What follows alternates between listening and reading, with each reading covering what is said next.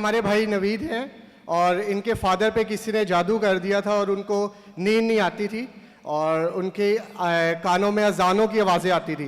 फिर उन्होंने खुदा के खादमों से टेलीफोन पे अपने फादर की दुआ करवाई और हाउस ऑफ प्रेयर में भी उनके लिए स्पेशल दुआ की गई और अब खुदा के फजलो करम से वो बिल्कुल ठीक है। Praise the Lord, hallelujah. जोरदार तालियां बजाएं और यीशु के नाम को जलाल दें।